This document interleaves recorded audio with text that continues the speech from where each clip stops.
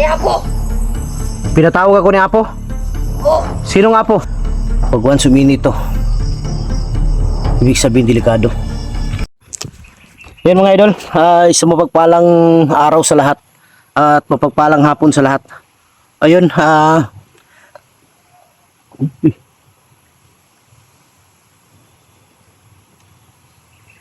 may sumigaw.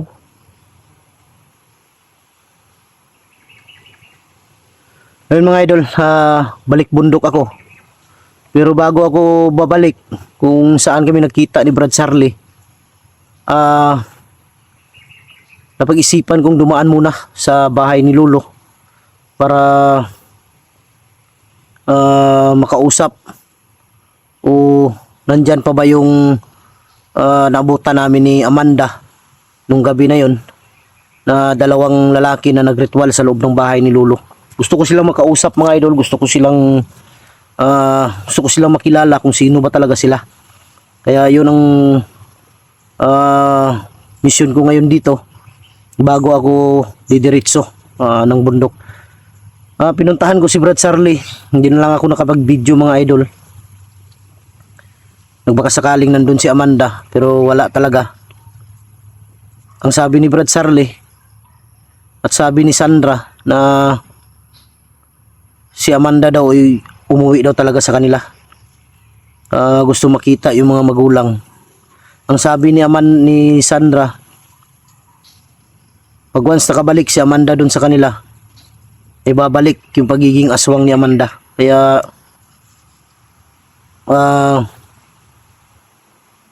naano ako sa sinabi ni Sandra mga idol, dahil kawawa naman si Amanda. Gumaling na sana pero wala tayong magawa mga idol dahil yun ang nangyari. At ang sa akin na lang, kung makita ko siya, pwede ko naman siyang iligtas ulit. Kaya yun lang ang focus ko kasi ngayon mga idol ay makita si Lolo Pedro o maligtas na si Lolo Pedro sa lalong madaling panahon. At yun mga idol, bago tayo magsimula, mega love shoutouts ninyong lahat sa lahat ng mga solid supporter natin, sa lahat ng mga silent viewers, sa lahat ng mga OFW, kapatid nating mga Muslim at kapwa ko Guardians Brotherhood Incorporated. Mega love shoutouts sa inyo. Shoutout kay Mary Grace Giberson ng Chicago, Ate Bibs Bernas ng LA, Ate Mel, kay Ate Takashi Mercy, Ate MJ,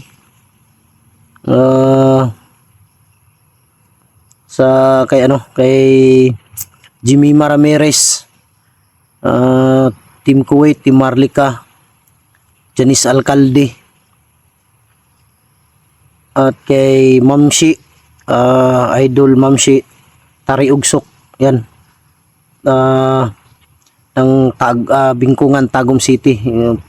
Pakiano lang mga idol kung tama ba yung pag ko ng Tari Ugsok, yan. Mega love shoutouts ninyong lahat. Pasensya na kung hindi ko maisa-isa dahil sa sobrang dami ng nagpapa-shoutout. Pasensya na talaga, basta shoutouts ninyong lahat. At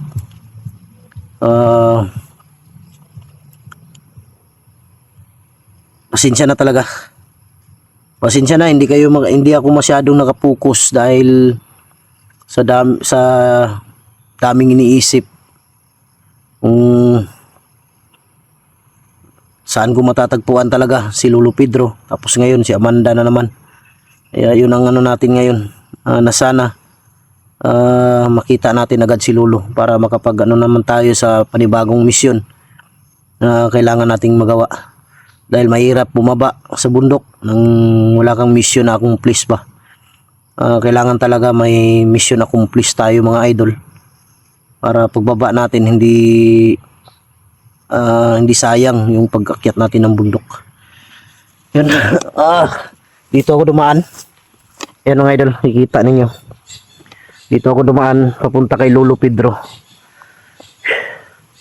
Dahil yung daanan doon, pwedeng makadaan yung motor. Hindi pa rin naayos yung hindi pa rin bumigay na naman yung tulay. Dahil ang tulay kasi mga idol, hindi masyadong matibay yung pagkagawa. Kaya inaayos pa. Kaya dito ako dumaan. Yan. Ang motor ko nandun pa sa unahan, malayo pa. Ilan tayo pwedeng upiyansa dahil kanina may sumigaw dito banda oh.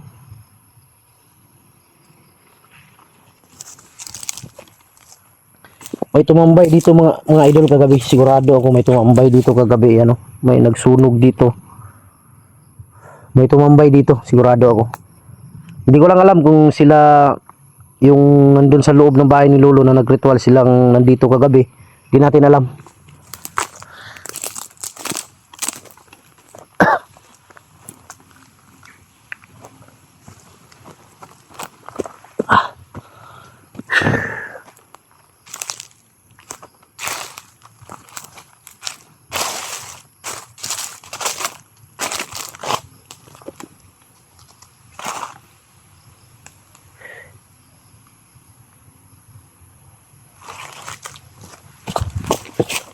Solo lang muna tayo ngayon mga idol.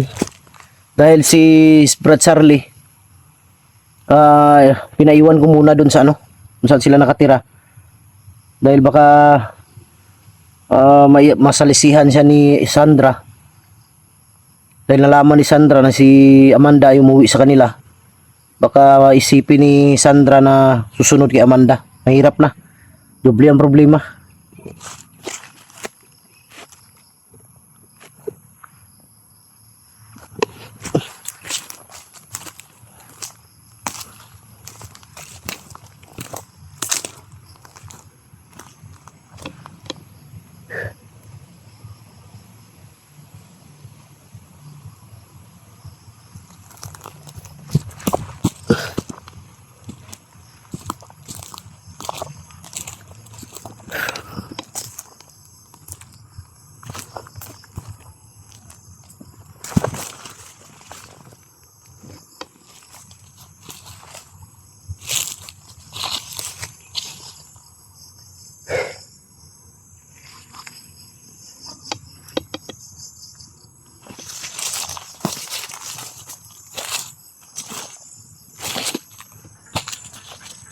Uy. Saka. Oh. Ay, ito yung isa. Itong kasama nila nung nasa bahay. Ha? Tawagan ni Apo. Pinatawag ako ni Apo? Oh, Sinong Apo? basta. Sunod ka sa akin. Susunod lang ako sa'yo. Oh, Sinong Apo yung sinasabi mo? walang. Basta. Pinatawag daw ako ni Apo. Baka yung kasama niya mga idol na si Apo, yung tinatawag niyang Apo, yung kasama niya na nandun sa loob ng bahay ni Lolo. Sige kaibigan, susunod ako. Sigurado ka? Sundan natin pero huwag tayong palindang agad. Susunod ako. Mauna ka lang. Ka natin pero hindi tayo pwede magkumpiyansa. Kumpiyansa.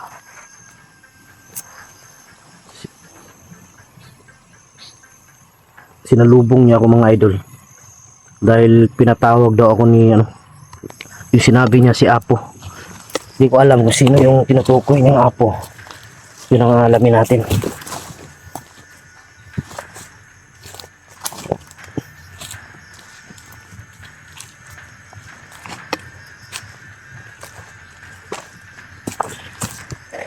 Di tayo basta-basta agad susunod hanggat di natin masigurado, dahil pagdating natin dun sa unahan baka may mangyari hindi natin nasahan. Kailangan gamitin natin yung utak natin mga idol.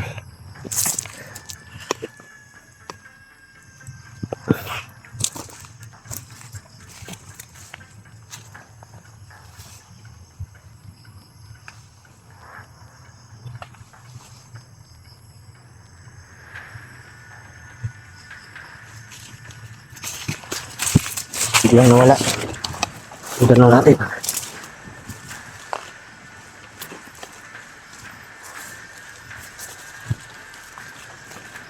Nandun sa bahay ni Lolo.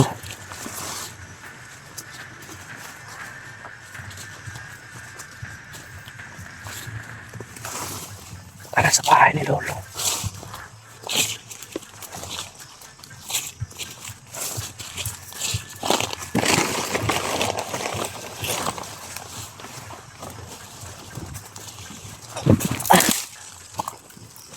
Wala.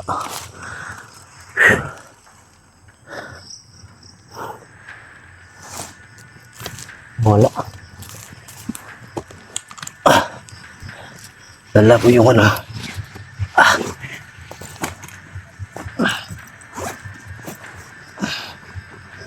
Dala ko yung bigay ni Lolo Pedro. Ayun.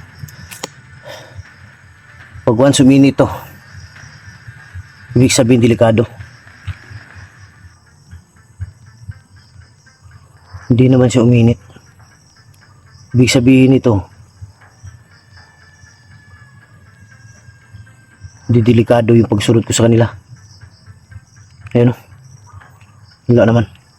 Kasi madali itong uminit mga idol. Ito yung bigay ni Lolo Pedro sa akin.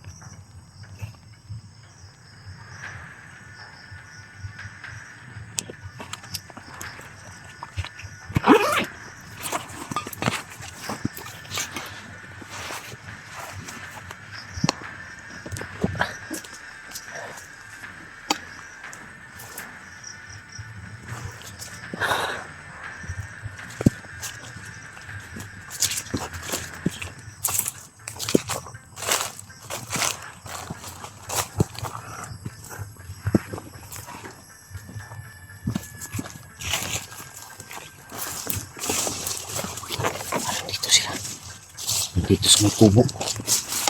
Yun o, yun. Dito sila. Ayun na nakatayo. Ayan. Yun yung nakatayo mga idol. Siguro nandyan yung sinasabi niyang apo.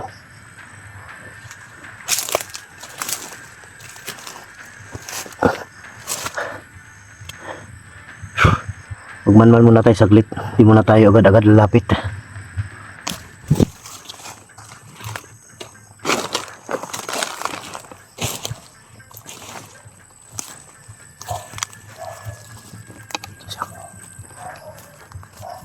Lapitan natin, lapitan.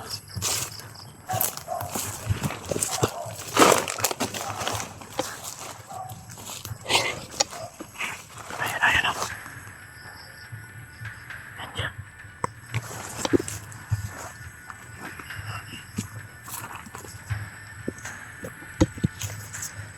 Kaibigan, pwede magtanong? Anong ginagawa ninyo sa bahay ni Lolo? At Bumantay kami. nagbabantay? Ibig sabihin, kilala nyo si Lolo Pedro? Oo. Pero hindi nyo alam, pero alam ko, alam ninyo na nasaan si Lolo Pedro ngayon. Hindi namin alam. Sigurado ako si Apo, yung sinasabi mong Apo, may alam yun. Saan si Apo yung sinasabi mo? Sa bahay ni Lolo? Doon daw sa bahay ni Lolo mga idol. Mga ilang araw na kayo dito kaibigan? Kaibigan, mga ilang araw na kayo dito? Ano mo to? 6 na araw? Oo. 6 na araw na daw sila dito mga idol nagbabantay. Wala ba mga aswang o bandido na nakapasok dito? Gusto na makapasok dito. Hindi daw sila makapasok. Puntahan natin yung sinasabi mo, si Apo. Gusto ko siya makausap. Yan mga idol, susundan natin.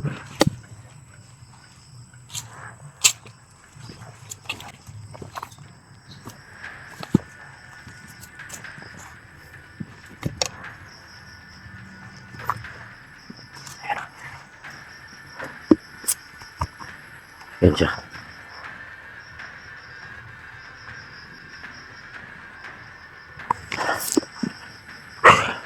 Sino kaya ang mga tao na to? Ah.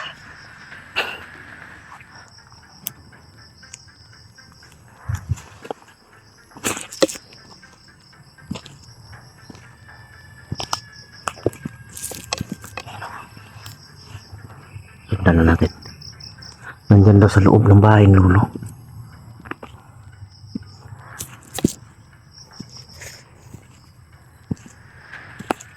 Kakaiba yung ano. Kakaiba yung parang may lakas na ano. May lakas na ano sa aking katawan ba. lumingon siya dito.